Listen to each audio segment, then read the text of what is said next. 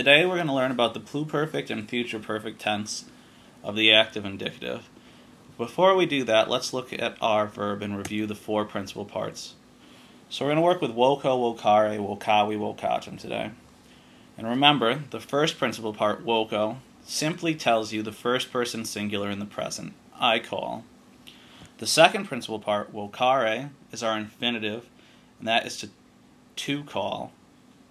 And our third principal part, wokawi, gives us the stem for the perfect tense, which we've seen before, but it'll also give us the stem for our pluperfect tense and our future perfect tense, which we're going to learn today. And those three tenses combined make up the perfect system. And remember, just like the present system, the perfect system is grouped together because they all share the same stem. And that stem this time is going to come from that third principal part. So let's look at the pluperfect tense first. Once again, we go to the third principal part in green up there, wokawi. We drop off our I, and that gives us our stem for the pluperfect tense. And to this stem, we're going to add our new endings in black here. So our endings are eram, eras, erat, eramus, eratus, erant. A good trick for remembering these, they should look familiar to you. These are the forms of the verb to be in the imperfect tense. They're going to be used as endings for the pluperfect tense. So, wokaweram is I had called. Wokaweras is you had called. Wokawerat, he, she, or it had called. Wokaweramus, we had called. Wokaweratus, y'all had called. And wokawerant, they had called. Note that when we translate this into English, the pluperfect tense, we're always going to have the verb had in our translation. Alright, now let's look at the future perfect tense. Once again, we're going to go to that third principal part, drop off our I, and this is going to give us our stem for the future perfect tense as well. And to this stem, we're going to add our new endings. And our endings are ero, eris, erit, erimus, eritus, erint. And these should also, for the most part, look familiar.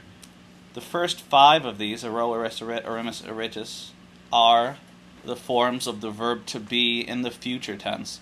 The only aberration from this pattern comes in our third person plural, wokaware int, which is slightly different because erunt has already been used as an ending for the perfect tense. And you'll see that when we look at the whole perfect system.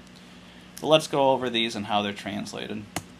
So wokawero is I will have called. Wokaweris, you will have called. Wokawerit, he, she, or it will have called. Wokawerimus, we will have called. Wokaweritus, y'all will have called. And wokawerint, they will have called. Once again, when you're translating the future perfect tense into English, we translate it with will have, whatever the verb is.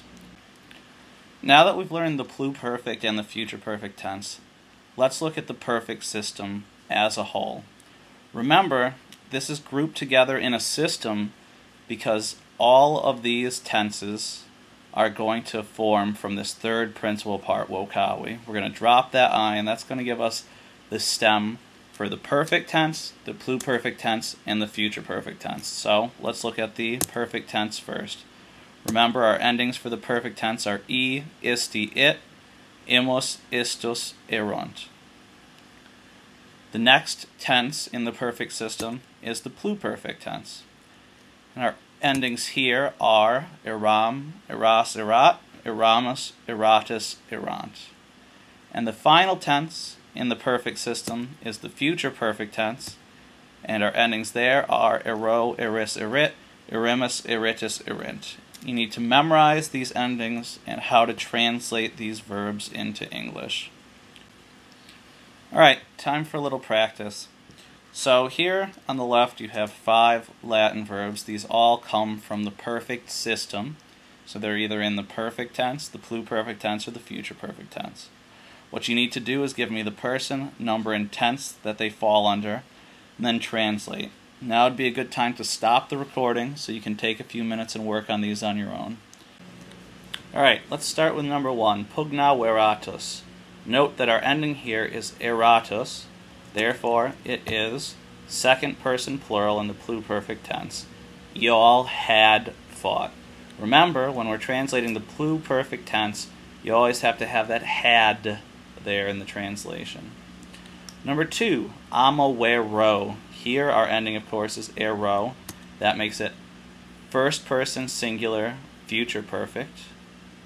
I will have loved. Remember, in the future perfect, you'll always translate it into English with will have. Number 3, wolla wit. This one is third person singular in the perfect, and it translates to he, she, or it has flown. Once again, the perfect tense, when we translate that into English, it uses either has or have, depending on the pronoun. Number 4, de derint. Remember, do, dari, dati, datum is slightly irregular because that third principal part does not form like most first conjugation verbs. However, it still follows the same pattern as all the other verbs. You drop off the I and add your ending erint here, which makes it third person plural future perfect. They will have given. And finally, number 5 is our form of the verb to be, sum esse fui. And remember, even though many forms of the verb to be are irregular, in the entire perfect system, it will be regular. You go to the third principal part, drop your I, that leaves us with the stem fu, and you add our normal endings. So here our ending is imos, which makes it first person plural in the perfect tense. We have been. So let's talk about your takeaways from this lesson. Today we learned the entire perfect system. Now you already know the perfect tense, so you should have this memorized already, know its endings, how to form it, and how to translate them into English.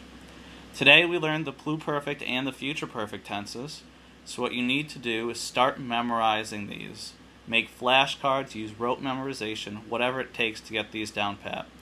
You have to know these endings, how to form it, and how to translate them.